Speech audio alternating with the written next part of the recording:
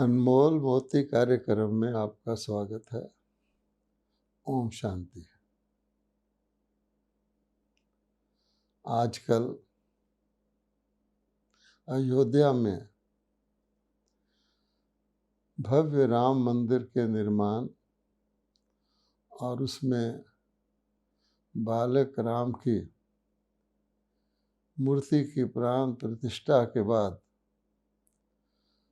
वहाँ के समाचार सारे भारत में आ रहे हैं। अयोध्या नगरी का पूरी तरह से आधुनिकीकरण कर दिया गया है और इस प्रकार से वहाँ पर्यटकों के आने के लिए सुविधाएं बनाई गई हैं। बहुत सारे होटल्स की कंपनियों ने वहाँ पर अपने होटल स्थापित करने की योजनाएं बनाई हैं और एक प्रकार से जैसे व्यापारी लोग होते ही हैं, वहाँ पर सरयू नदी के किनारे बिल्डर्स ने, डेवलपर्स ने बहुत सारी ऐसी योजनाएं बनाई हैं जिससे आप वहाँ पर अपना एक प्लॉट बना सकते हैं, एक घर बना सकते हैं इत्यादि। तो धनवान लोगों के लिए ये एक सुनहरा अवसर हो गया है और पर्यटकों के लिए भी, भारत के तो पर्यटक हैं ही, विश्व भर के पर्यटकों के लिए भी ये एक आकर्षण स्थल बन गया है और बाकायदा तौर पर मंदिर में दर्शन, पूजा, आराधना शुरू हो गई है और लाखों की संख्या में भक्त जन वहाँ आ रहे हैं। अब देखने की बात यह है, सोचने की बात यह है कि अयोध्या और श्री राम ये एक ऐतिहासिक अवसर है ऐसा जिस पर भारतवासियों को सोचना चाहिए कि अयोध्या नगरी और श्री राम की सर्वाधिक देन हमारे देश को क्या रही है। मंदिर एक अलग बात है, हम अपने इष्टों के मंदिर भारत में स्थान स्थान पर स्थापित किए हुए हैं। हमने बनारस में विश्वनाथ जी का मंदिर, सोमनाथ जी का मंदिर, रामेश्वरम का मंदिर सब स्थापित किए हुए हैं और ये एक विशेष मंदिर है। किंतु हमें जब हम श्री राम का नाम लेते हैं, मर्यादा पुरुषोत्तम श्री राम, और अयोध्या नगरी का नाम लेते हैं तो हमारे मन में क्या गूंजता है। तो हम सब भारतवासी जानते हैं कि भारत का प्राचीन राम राज्य अति प्रसिद्ध है और श्री राम की भारत को जो देन है वो राम राज्य ही है। राम राज्य में मर्यादा पुरुषोत्तम श्री राम ने क्या व्यवस्था स्थापित की, वो राम राज्य कैसा था, क्योंकि आज भी पुनः हर भारतवासी की अभिलाषा है कि पुनः भारत में राम राज्य आ जाए। भारत के बापू Gandhi ji, father of nation, तो राम राज्य की ही बहुत ज़्यादा इच्छा रखते थे कि जब भारत स्वतंत्र हो जाएगा विदेशियों के राज से तो यहाँ राम राज्य आएगा। तो वो राम राज्य क्या था और हम जानते हैं कब शुरू हुआ था। तो जैसा कि हम जानते हैं, इतिहास बताता है कि जब रावण के ऊपर जीत पहनकर, रावण को भस्म करके, रावण को जलाकर और उसकी माया नगरी, झूठी माया नगरी जिसको श्रीलंका कहते हैं, चकाचौंध की नगरी, उसको भी जलाने के बाद भारत में राम राज्य स्थापित हुआ था। अब मर्यादा पुरुषोत्तम राम का कैसा राज्य था क्या क्या मर्यादाएं उन्होंने स्थापित की थी, वहाँ की क्या व्यवस्था थी, और हम गायन करते आए हैं, राम राजा राम प्रजा राम साहूकार है, जिए दाता बसे नगरी धर्म का उपकार है। हम सब ये गाते आए हैं। अब देखिए, राम राजा राम प्रजा, ये राजा और प्रजा, जिसको हम यथा राजा तथा प्रजा भी कहते हैं, क्योंकि प्रजा राजा का ही अनुसरण करती है। कहा जाता है कि पानी ऊपर से नीचे की ओर बहता है। जो भी मर्यादाएं सेट होती हैं या अपसेट होती हैं, मर्यादाएं पालन की जाती हैं या तोड़ी जाती हैं, वो ऊपर वालों को देखकर ही प्रजा अनुसरण करती है। तो जब कहा गया राम राजा राम प्रजा, तो मर्यादा पुरुषोत्तम राम ने तो मर्यादाओं का सर्वश्रेष्ठ पालन करके भी दिखाया, और राम राज्य की यही विशेषता रही कि यथा राजा तथा प्रजा। अब जब सारा राज्य मर्यादा पूर्ण होगा, राजा और प्रजा दोनों हर मर्यादा का पालन करेंगे, तो फिर क्या होता है? हम जानते हैं कि मनुष्य अगर मर्यादाओं में रहता है तो प्रकृति भी दासी बन के रहती है, और प्रकृति भी मर्यादाओं का पालन करती है। प्रकृति अर्थात ये दुनिया, ये साकार लोक, जहाँ हम मोटे रूप से कहते हैं 5 तत्वों की प्रकृति है, जिसमें समुद्र, पहाड़, पेड़ पौधे, पशु पंछी सब आ जाते हैं। तो मनुष्य ही ऊंचा उठता है तो सारा विश्व ऊंचा उठ जाता है, हर चीज़ श्रेष्ठता की ओर चली जाती है। और मनुष्य ही जब नीचे गिरता है तो हर चीज़ अपनी मर्यादाएं तोड़ देती है। इसको कहा गया है राम राज्य की कहानी, अर्थात भारत के उत्थान और पतन की कहानी।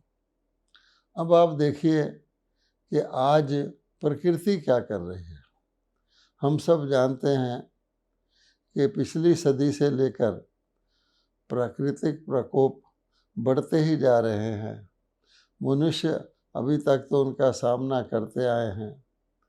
कहीं बाढ़ आ जाती है, कहीं सूखा पड़ जाता है, कहीं भूचाल अर्थक्वेक आ जाता है, और ये सारी की सारी मर्यादाओं का उल्लंघन, क्योंकि प्रकृति तो सेवक है। ये 5 तत्व सेवक कहे गए हैं, और इनको तो देवता के रूप में कहा गया है। जल देवता, अग्नि देवता, वायु देवता, सूर्य देवता, हम सब कहते हैं। तो ये देवता हमारे सामने आकर के हमें दुखदाई कैसे बन गए? क्योंकि अवश्य ही अंदर झांकें तो मानव ने मर्यादाओं का उल्लंघन किया है, प्राकृतिक नियमों को तोड़ा है। इसी प्रकार से जिसको कहते हैं नैतिक नियमों को भी तोड़ा है। तो मर्यादाएं तोड़ने के कारण फिर आज हम जो देख रहे हैं ये हाल हो गया है। तो जब हम मर्यादा पुरुषोत्तम की बात करते हैं, राम राज्य की बात करते हैं, तो उसकी आज भारतवासियों को आवश्यकता है। तो मंदिर बनाया अच्छी बात है, ये तो हम अपने पूर्वजों का सम्मान करते हैं, पूजा आराधना करते आए हैं। लेकिन क्या ही अच्छा हो कि हम उस अयोध्या नगरी में श्री राम के रावण को समाप्त करने के बाद जो राम राज्य की उन्होंने स्थापना की, जिसका इतना गायन आता है, तो उसकी हम वहाँ पर यादगार स्थापित करें। उसके लिए अपने इतिहास के स्वर्णिम पन्नों को देखें कि वो राम राज्य कैसा था, कैसी व्यवस्था थी। वहाँ मर्यादा पुरुषोत्तम, यानी हर पुरुष उत्तम पुरुष बन के मर्यादाओं का पालन करने वाला था। तो ये बात है। एक और सोचने की बात जो समझ में आती है वो ये है कि जब श्री राम ने रावण का अंत कर दिया, रावण जल गया, लंका भी जल गई, उसके बाद जो राम राज्य चला होगा, जिसका हम इतने गायन और महिमा करते हैं, आज की सरकार भी कहती है कि हम राम से प्रेरित होकर के अपनी सरकार को चलाते हैं। जब राम राज्य चला होगा और लंका यानी जिसको कहते हैं आर्टिफिशियल पॉम्प एंड शो की दुनिया समाप्त हो गई, सब नकल और सब झूठ खत्म हो गया, सब पतितपना खत्म हो गया, उसके बाद तो वो हम नहीं समझते, कोई की बुद्धि भी नहीं कहेगी कि उसके बाद रावण को जलाने की कोई ज़रूरत पड़ी होगी। तो राम राज्य में तो रावण को जलाने की ज़रूरत नहीं पड़ी, क्योंकि रावण को जलाने के बाद ही राम राज्य स्थापित हुआ। और वो हम जानते हैं कि राम राज्य पीढ़ी दर पीढ़ी बहुत समय तक चला।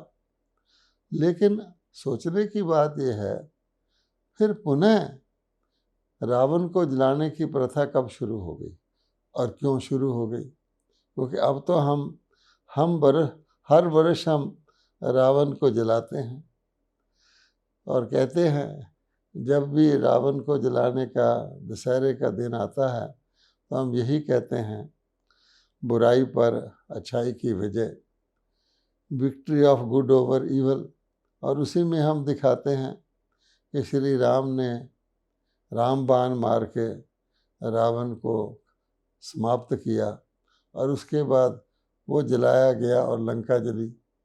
तो वो कब शुरू हुआ होगा?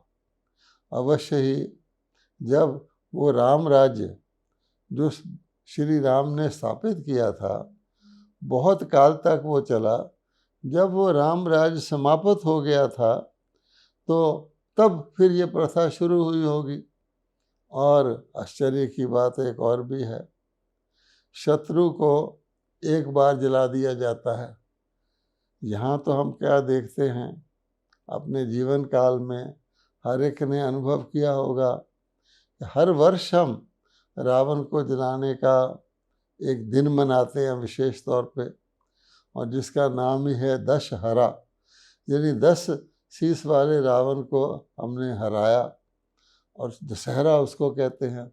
और स्वयं राम भगवान उसका रामबाण के द्वारा उसको समाप्त करते हैं। और इतना ही नहीं, बल्कि हर वर्ष रावण का बुत हम और बड़ा करते जाते और बड़ा करते जाते हैं। इसका क्या कारण हो सकता है? अब इसको अगर हम सोचें तो हमें और गहराई में जाना पड़ेगा। वो ये, क्या हम सचमुच जानते हैं कि रावण कौन है और वो किसका प्रतीक है? क्या सचमुच कोई 10 सिर वाला व्यक्ति इस दुनिया में होता है? नहीं होता, क्योंकि 10 सिर वाला व्यक्ति सोएगा कैसे, खाएगा किस मुख से, ये तो बात बनती नहीं। अवश्य ही ये प्रतीकात्मक एक चिन्ह है। तो वो किसका प्रतीक है? अगर हम श्रीलंका पड़ोसी देश वहाँ जाएं और वहाँ के लोगों से पूछें, इतिहासकारों से पूछें कि आपके देश में कोई प्राचीन काल में, प्राचीन इतिहास में रावण नाम का कोई राजा हुआ था, तो वो तो स्पष्ट इनकार करते हैं। ऐसा 10 सिर वाला व्यक्ति अव्वल तो होता ही नहीं, और हमारे देश के प्राचीनतम इतिहास में भी रावण नाम का कोई सचमुच का राजा नहीं हुआ है।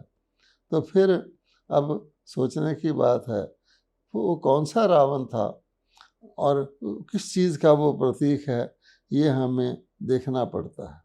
तो हम देखेंगे, हम आम तौर पे कहते हैं कि 10 सिर। अब ये 10 सिर किसके प्रतीक है, पहले हमें इस बात को समझना होगा। हम जानते हैं कि एक है पतित और एक है पावन, और हमेशा हम कहते हैं पतित पावन सीताराम। अब पतित पावन सीताराम का अर्थ क्या है?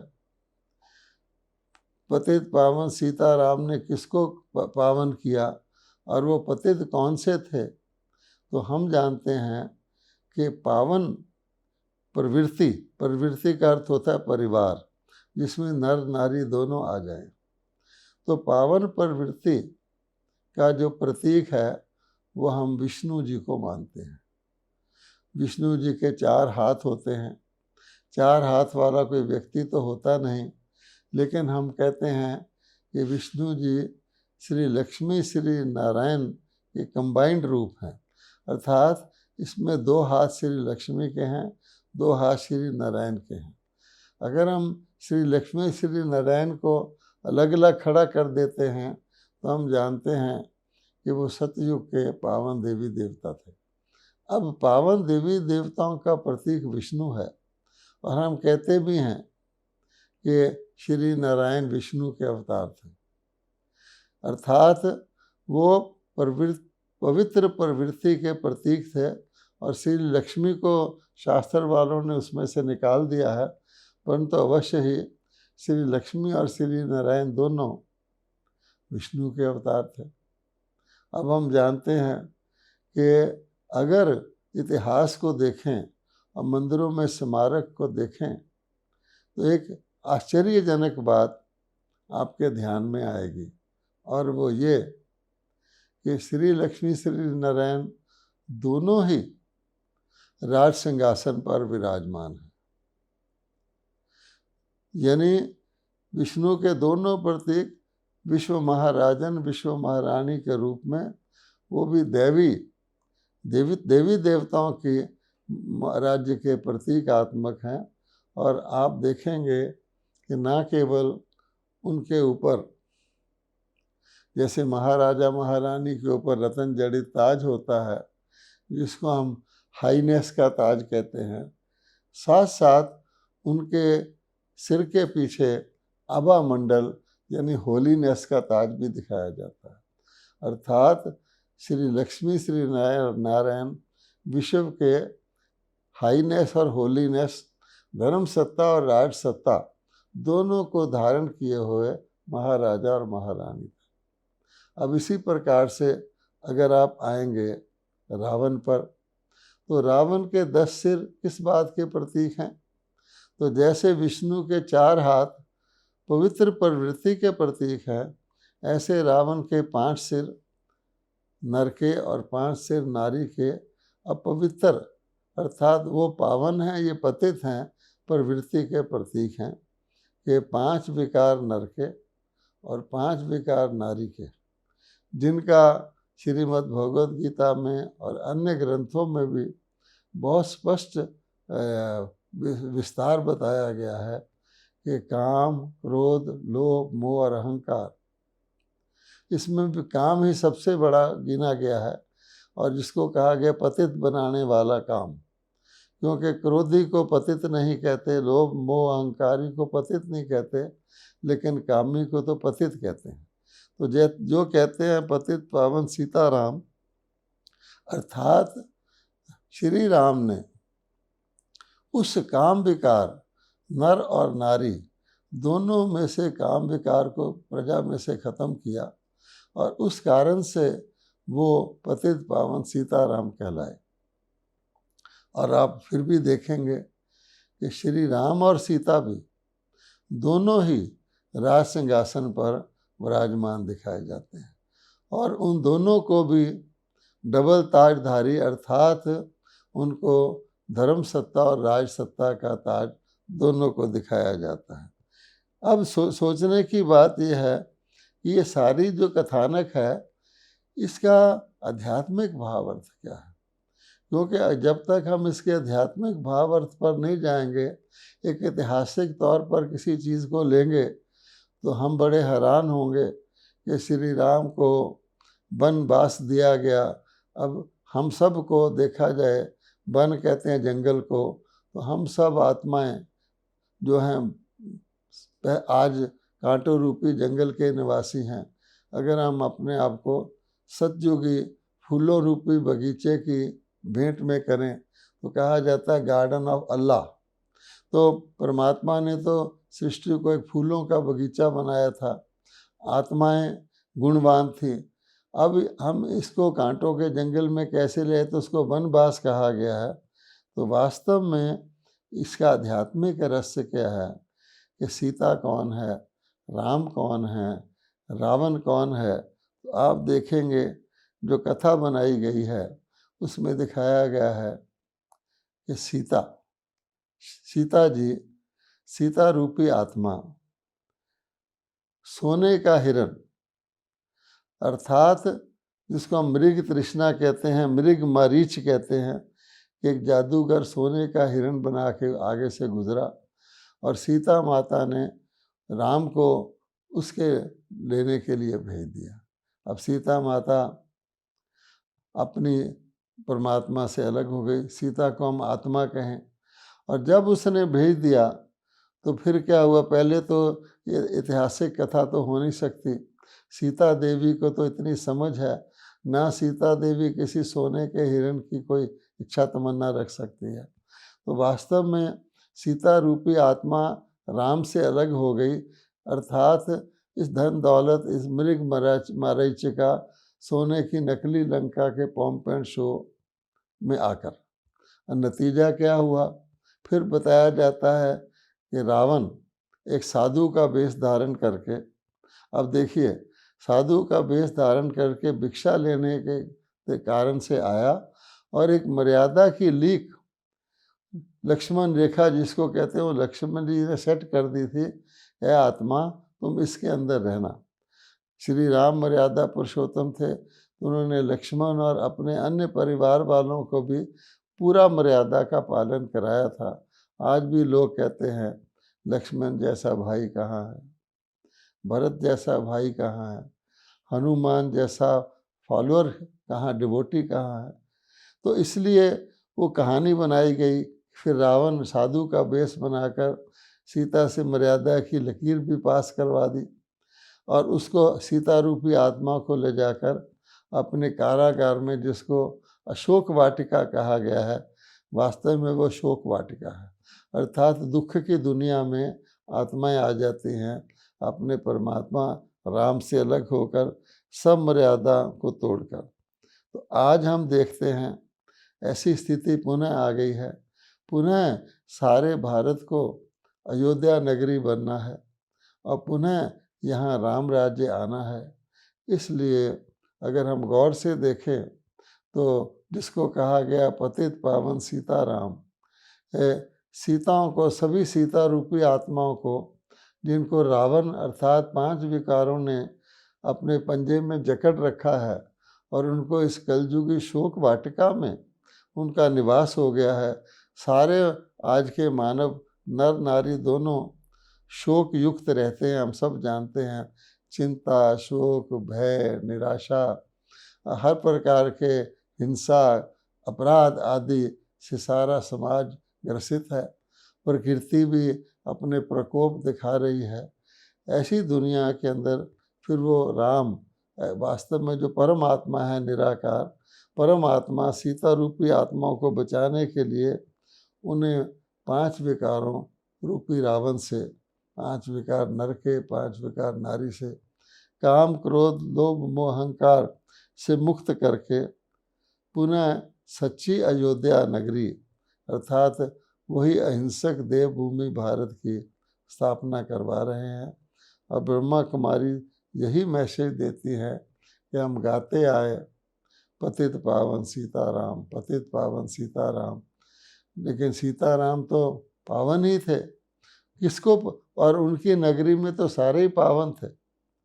अयोध्या नगरी में यथा राजा तथा प्रजा, सभी पावन थे। तो ये पतित पावन किसके लिए कहा गया, तो ये आध्यात्मिक इसका अर्थ है कि परमात्मा निराकार राम, जिसको कहा गया है हर, जो सबके हृदय में रमा हुआ है, अर्थात जिसकी याद सबके हृदय में रमी हुई है। ऐसा नहीं कोई समझ ले सबके हृदय में रमा हुआ है तो सब जगह है, ऐसा नहीं है। हृदय याद का स्थान होता है।